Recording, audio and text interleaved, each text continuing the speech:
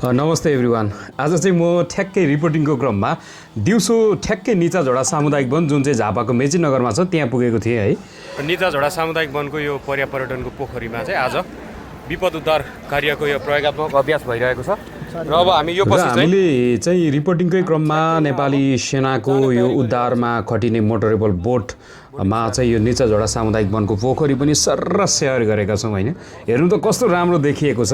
यहाँ चाहिँ खास गरी जिल्ला प्रशासन कार्यालयको नेतृत्वमा झापामा रहेका तीनवटै सुरक्षा निकायले यहाँ चाहिँ विपदमा चाहिँ खास गरी मनसुनजन्य विपदमा कसरी उद्धार गर्ने भन्ने यहाँ चाहिँ प्रयोगात्मक अभ्यास गरेको थियो नेपाली सेना, सशस्त्र प्रहरी र नेपाल प्रहरीले। निचाझोडा सामुदायिक वनभित्र रहेको यो पर्यटन अन्तर्गतको पोखरीमा छु र खास गरी अब मनसुनको समय सुरु भएको छ। बर्खा लाग्दैछ, अहिले जेठको हामी दोस्रो हप्तामा छौँ र बर्खा लागेसँगै अब झापा चाहिँ एउटा तराईको जिल्ला पनि हो र झापामा माई लगायतका बिरिङ लगायतका ठुला नदीहरू, मेची नदीहरू पनि छन्, जसले गर्दा चाहिँ वर्षेनी ठुलो क्षति पनि हुने गरेको छ।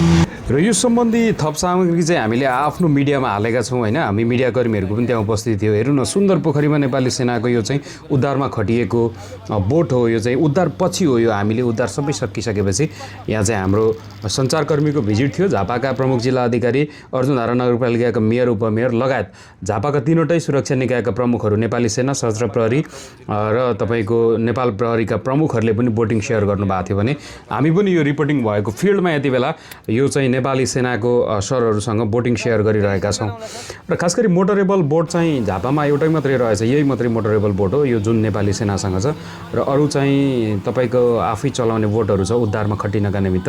र केही उद्धार सामग्रीहरूको अभाव पनि देख्छौँ भने हामी, तर झापामा सुरक्षा निकायले हामी उद्धार गर्नका निमित्त एकदम तयार छौँ। विपदका घटना भइहालेमा, डुबान भइहालेमा, बर्खाको समयमा अलि बढी पानी पर्छ, यसले चाहिँ क्षति पुर्याइहालेमा हामी चाहिँ तयार छौँ है भनेर एउटा सन्देश पनि दिएको छ। र मनसुनको बेला विपदबाट हुने जोखिमलाई न्यूनीकरण गर्नका निमित्त यो किसिमको प्रयोगात्मक तालिमहरू निकै नै प्रभावकारी हुने पनि देखिन्छ।